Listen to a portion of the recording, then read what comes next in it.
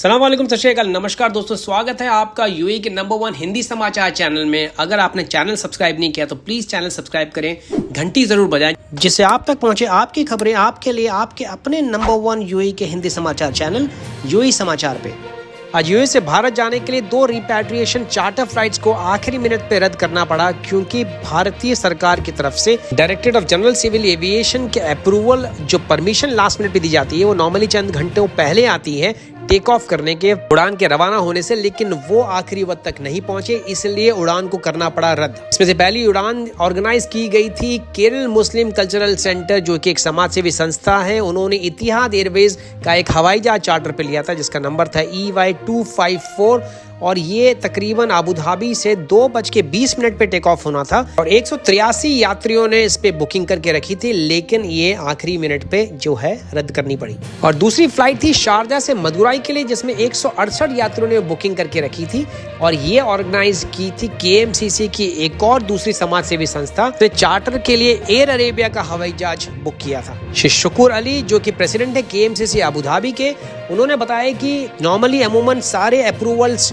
जो भारतीय दूतावास से लेने थे, जो केरल सरकार से लेने थे, वो सारे लिए जा चुके थे, लेकिन इसका कोई भी कारण अभी तक भारत सरकार ने नहीं दिया है कि क्यों ये किस कारणों से ये फ्लाइट को रद्द किया गया।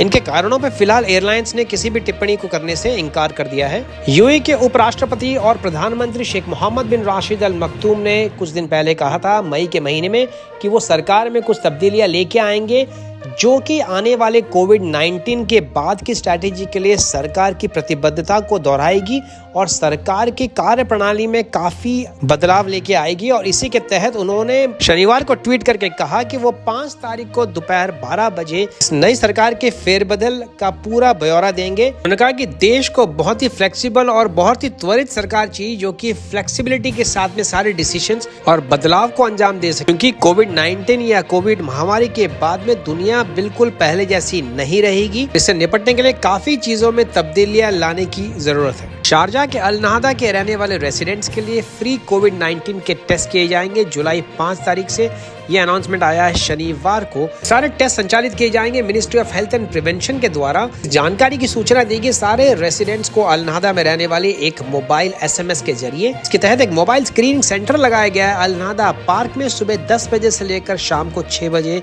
ये कार्य करेंगे। तो तमाम लोग जिनकी उम्र 18 साल से ऊपर है उनकी स्क्रीनिंग की जाएगी। आपको खाली लेके जाना होगा एमिरेट्स ID और SMS जो आपने मोबाइल पर रिसीव किया है। गौरतलब है कि यूएई ने अब तक 36,25,000 लोगों की कोविड-19 टेस्टिंग की जा चुकी है, जो कि दुनिया में अगर हम 10 लाख के आंकड़ों की बात करें जनसंख्या की तो सबसे ज्यादा है। ये आंकड़े आए हैं वर्ल्डोमीटर, जो कि एक रेफरेंस वेबसाइट है जो दुनिया के सारे जनसंख्या से रिलेटेड हर तरह के आंकड़े मुहैया कराती है। अगर आप अबू धाबी रह रहे हैं और किसी कारणों से आप दूसरे अमीरात जा रहे हैं और वापस एंटर करना चाहते हैं अबू धाबी, तो उनके लिए नई गाइडलाइन जारी की गई है अबू धाबी सरकार ने।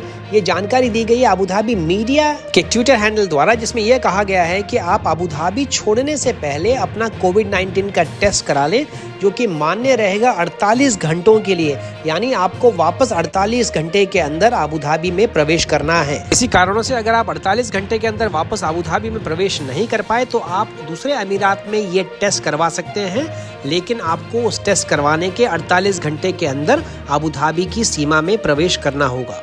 दुबई के राजा हिजान शेख मोहम्मद बिन राशिद अल मक्तूम, जो कि उपराष्ट्रपति भी हैं और प्रधानमंत्री भी हैं, उन्होंने कानून पास किया है जिसके तहत ड्रोन के द्वारा डिलीवरीज करना या मानव रहित उड़ानों के यातायात को कंट्रोल करना, उसके लिए नए प्रावधान बनाए गए हैं, जिसके तहत दुबई के अलग अलग लैंडमार्क, अलग अलग बिल्डिंग्स और टावर्स को ज्वाइन किया जाएगा, कनेक्ट किया जाएगा स्काई डोम प्रोजेक्ट के द्वारा। स्काई डोम प्रोजेक्ट के अंतर्गत शहर के अलग अलग हिस्सों में लैंडिंग एरियाज बनाए जाएंगे, छोटे छोटे मिनी एयरपोर्ट्स बनाए जाएंगे जहां पे ये ड्रोन लैंड और टेक ऑफ कर सकते हैं, और इनका उपयोग किया जाएगा शहर के अलग अलग हिस्सों में डिलीवरीज करने के लिए। ये कानून दुबई की पोजीशन को भी सुदृढ़ करेगा ड्रोन के उत्पादन और स्मार्ट यातायात में उपयोग के लिए। 14 यात्री जिन्होंने उड़ान भरी थी सऊदी अरेबिया और यूएई से रिपैट्रिएशन फ्लाइट्स पे, उनको पकड़ा गया है जयपुर इंटरनेशनल एयरपोर्ट पे सोने की स्मगलिंग के लिए। गौरतलब है कि इनमें से 3 यात्री जिन्होंने उड़ान भरी थी रासल खेमा से स्पाइसजेट की फ्लाइट SG 9055 पे, उनसे 9.3 किलो के गोल्ड TT बार बरामद किए गए, जिनकी वैल्यू इंटरनेशनल मार्केट में 4,57,61,000 रुपए है। वहीं सऊदी अरेबिया से आने वाली फ्लाइट में भारत के 11 नागरिकों को गिरफ्तार किया गया है। इनके पास से तकरीबन 22 किलो 650 ग्राम के गोल्ड के TT बार बरामद किए गए, जिनके अंतर्राष्ट्रीय बाजार में कीमत है 11,09,98,720 रुपए। ये सारे के सारे सोने के बिस्किट्स और TT बार इमरजेंसी लाइट की बैटरी को निकाल के छुपा कर रखे गए थे। ये जानकारी दी है जयपुर इंटरनेशनल एयरपोर्ट के कस्टम अधिकारियों ने। भारतीय विदेश मंत्रालय के आंकड़ों के हिसाब से अब तक 5,03,990 लोगों को 137 दुनिया भर के देशों से स्पेशल रिपैट्रिएशन फ्लाइट के द्वारा वापस भारत लाया गया है।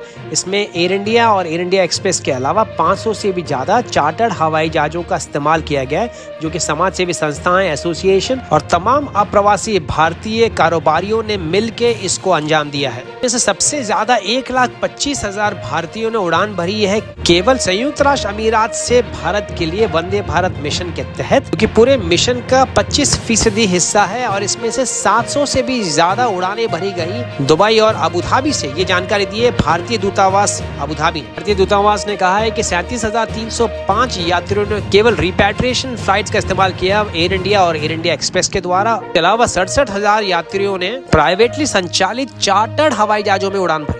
भारतीय दूतावास ने एक बार फिर आश्वासन दिया है कि रिपैट्रिएशन फ्लाइट्स तब तक चालू रहेंगी जब तक सारे रजिस्टर्ड भारतीय जिन्होंने वेबसाइट पर रजिस्ट्रेशन किया है, भारत जाने की मंशा जताई है, वो भारत नहीं पहुंच पाते और जब तक इंटरनेशनल कमर्शियल फ्लाइट्स का वापस संचालन शुरू नहीं किया जाता। पिछले 24 घंटों में 716 नए केसेस निकल के सामने आए, जो कि कल के मुकाबले थोड़े से ऊपर हैं, जिसको मिला के टोटल संख्या हो गई है पॉजिटिव केसेस की 50,857।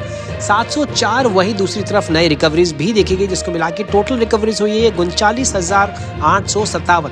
इसको मिला के एक्टिव केसेस की अगर हम बात करें संयुक्त राष्ट्र अमीरात में, तो वो है 10,679 पे। पिछले 24 घंटों में 3 नई मृत्यु भी दर्ज की गई, जिसको मिला के अब तक मृतकों की संख्या हो गई है देश में 321। वहीं नए केसेस को जांचने के लिए 31,000 नए टेस्ट भी किए गए। ये आंकड़ा दिया है ministry of health and prevention ने। तो ये थे आज के बड़े समाचार। दोस्तों, अगर आपने चैनल सब्सक्राइब नहीं किया है तो चैनल जरूर सब्सक्राइब करें, घंटी जरूर बजाएं, जिससे आप तक पहुंचे यूएई के तमाम बड़े समाचार सबसे तेज और सबसे पहले। मैं विजय चौधरी लेता हूं आपसे इजाजत। मैं मिलूंगा कल नए ताजा समाचारों के साथ। तब तक रखें अपना ख्याल। सत श्री अकाल, मां सलामा, शबा खैर, नमस्कार।